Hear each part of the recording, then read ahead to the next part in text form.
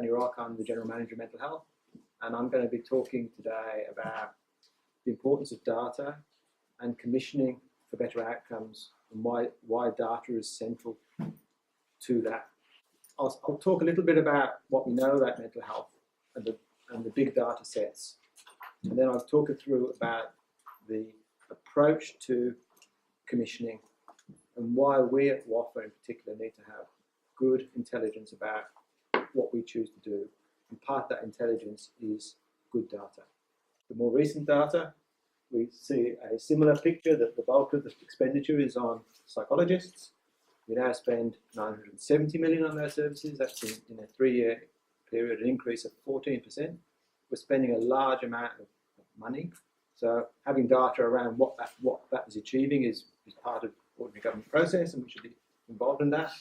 If we look at prescriptions, which are quite interesting, and I've given this talk before, so some people know the answer to this question, but in 11-12, there were 20 GPs prescribed 23 million prescriptions for psychotropic medications. The surprising thing, at least surprising to me, because most of you will believe that the majority of those scripts are antidepressants and benzodiazepines, the actual data suggests that GPs are prescribing huge amounts of antipsychotics. Those data going forward now is by 13-14, 3.58 million scripts at a cost of 753 million. And again, an increase in the use of, particularly by general practitioners, of antipsychotics. So over 3 years, we now know something different about the nature of the services that we normally work with, because I would guess, if I asked you intuitively to guess, you'd think most antipsychotics are prescribed by specialists and they would be done in the secondary and tertiary care system. So the data changes the way you think about the world and tests your assumptions. Yet spending all this money, if people are aware, in Western Australia at least, there was a review into the admission and referral and discharge and transfer practices of the public system, and it found, despite this expenditure, there was a shortfall in the provision of care to those who most need.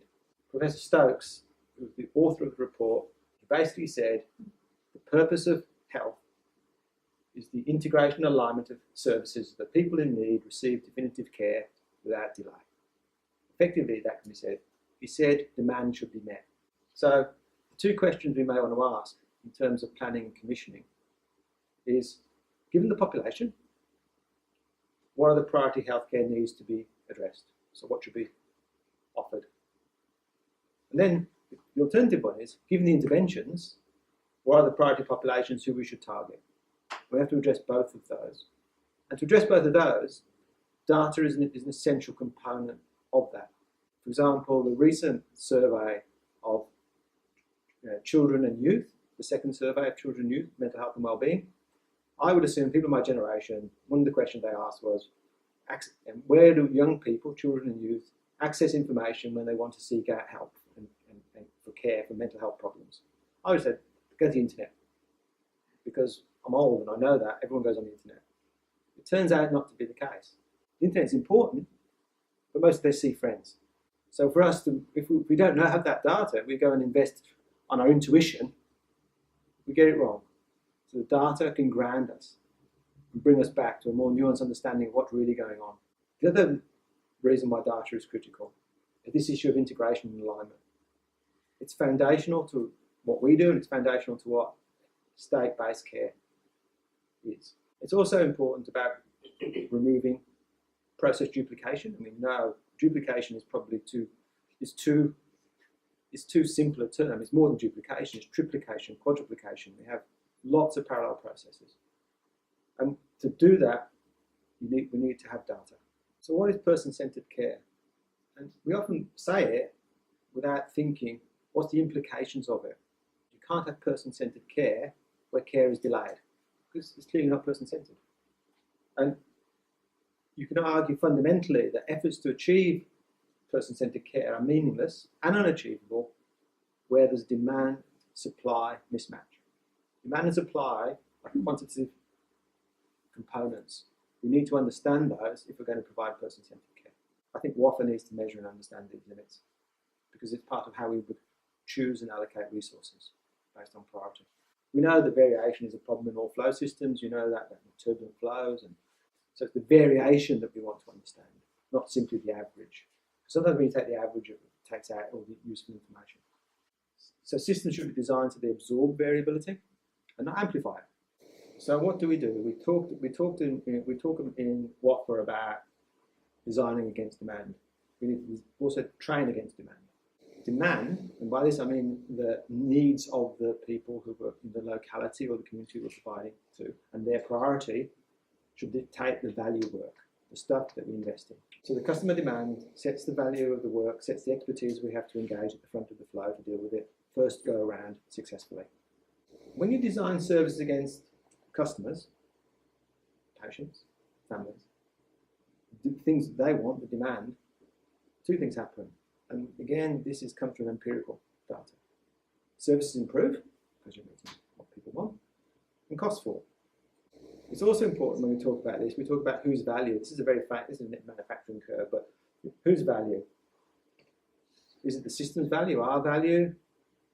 It's not. It's the patient and family who set the normal value.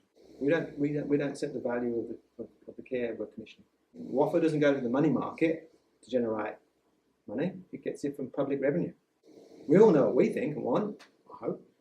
We need to use data to find out what people think and want. And we have to have a different understanding of what this is. We have to understand that health data is a public asset. It's for the benefit of the community, to add to public value and public good. And that is a crucial understanding. It's not for us. We might be the vehicle who uses it, but it's to provide public value. It's the key enabler of effective services. It's essential for understanding demand, need.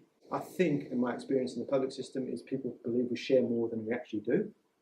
In fact, they have an expectation that we share more. People believe when they go to their GP, and the GP fills something in on one of the systems, and they go to see a specialist, the specialist is seeing the same information. It's not the case, usually. If you build what people want, rather than what you wish to provide, they'll buy it. So that's really it.